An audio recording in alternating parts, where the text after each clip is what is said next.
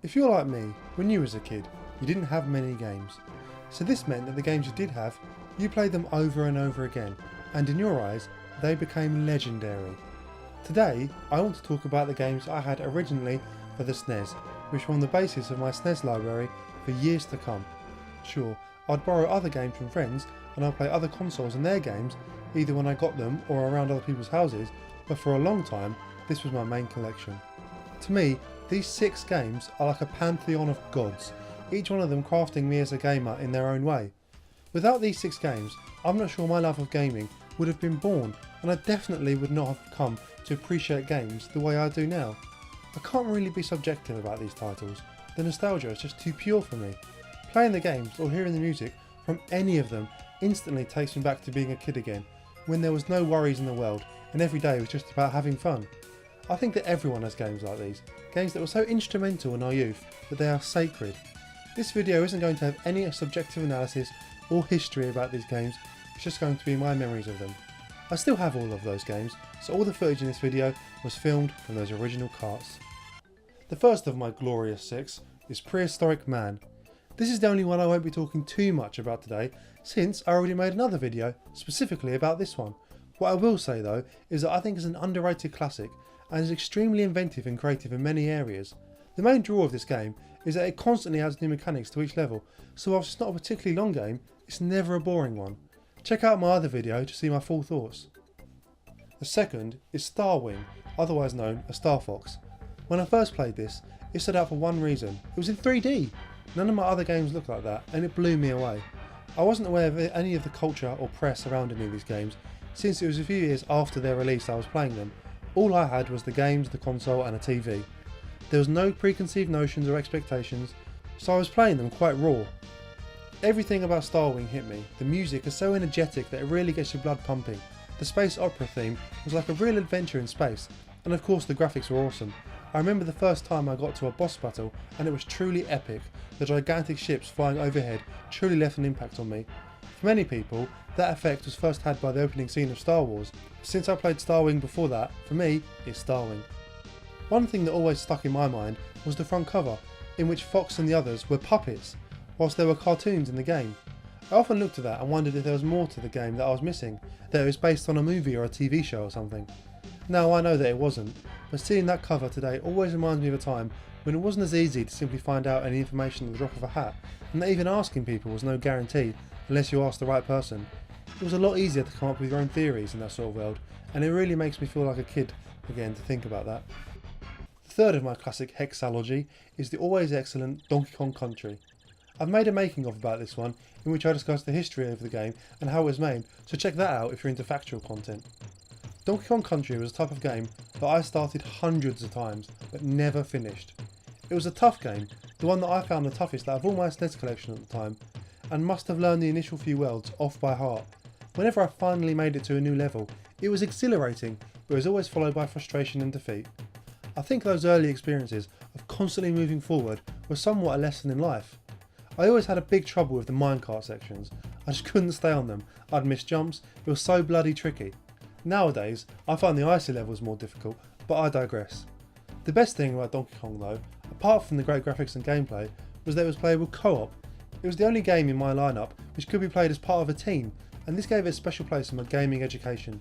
I played it a lot with my brother, and even though we both sucked and didn't help each other get particularly far into the game, it was a lot of fun to play a game cooperatively. There is so much of that game that is nostalgic to me, from the rain on one of the first levels to the underwater aquatic ambience that means I come back to it time and time again. It's almost like a safety blanket. I've built up so much muscle memory from playing the first couple of worlds so many times that I can just slip straight back into the game without really thinking, just blasting straight through it. It's such a great game. The fourth game of my original little gaming nest was Street Fighter 2 Turbo. This is my first real fighting game and it is such a blast. As a kid, I mostly played this against my brother and we were awful. I could barely do any of the special moves beyond a Hadouken and had no chance of pulling off the moves for any of the other characters. I only ever beat the arcade mode single player once, and that was as Ken. Years later I've come back to it and beaten it as every character and learned all the moves, almost as a way of proving to my younger self that I could do it. Street Fighter 2 was almost like the punk of the pack. It had a lot more attitude than the rest of the games. It felt like something more for older teenagers than for kids.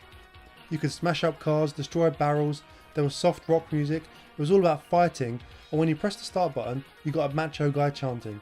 I loved it so much, and there's always so much mystery about it for me. For some reason, I think I must have had a dream about the game at some point, and I convinced myself that there was a way for Ken to jump onto the boat on his level, and a way for Blanca to jump into the river on his level. I think this must have come from seeing a friend play the game and jump onto the fence as Vega in his level, and my mind figured out it was possible to do similar things on other levels. For whatever reason, I tried to do this endlessly, obviously to no avail. I had the manual at some point and thought potentially it was in there, but I couldn't find it as I'd lost it somewhere. It's really funny for me to think back on that sort of memory. Again, nowadays that just wouldn't happen. You would just Google whether or not it was possible. I've always been the type of person that can be quite averse to asking other people for help, so I preferred to try and figure it out myself, as I'm sure the second I asked anyone who knew about the game, they would have told me it wasn't possible. Today, it stands as one of the greatest 2D fighters of all time, and is still one of my favourites. Each of the world warriors feels balanced, and there just isn't any of the mad mechanics they put into modern fighters, which take years to learn and end up reducing competitive matches to just people that have dedicated their lives to that simple game.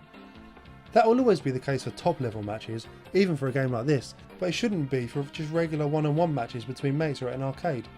I think fighting games work best when they are relatively simple. It should be obvious how to control the game, and the difficulty should come down to the strategy and ideas you have for the fight, not how well you have learned every little frame. That's why I love a game like Street Fighter 2 Turbo. Anyone can pick it up and understand it. If Street Fighter 2 was the punk, then Killer Instinct was the monster under the bed. This was the game that definitely got the least amount of play from me, because it bloody terrified me. It stood out like an evil omen, the completely black case making it unique in the world of SNES games. And then when turning it on, you're greeted with what sounds like a voice from beyond our world, and then presented with dark music and an array of deathly characters such as werewolves and skeleton people. Then the battle starts and there is blood and carnage everywhere. I almost never played it because of that ominous feeling I got from it. It wasn't adult games in general that got me like this. I was fine playing something like Mortal Kombat, it was just the overall package of Killer Instinct that seemed to creep me out. Playing it nowadays is so tame, and it's so funny to think that I used to be wary of this one. I think it left a lasting impact on me though. The presentation went a long way to how things are perceived. It didn't really matter what the game was actually like. I already knew that it was going to be scary simply by looking at the case and the front cover. It sets you up to be expected to get a little fright. It's a great tactic, and I think it could be utilised much better today. Lots of people like the uniformity of video game cases on their shelves, but it wouldn't be too bad if companies decided to spice it up once in a while. And now on to the final game, the one that left the biggest impact on me and is my favourite game of all time, Super Metroid. It's simply a masterpiece. This is another game I've already made a video on, another factual making of, so check that out if you're interested.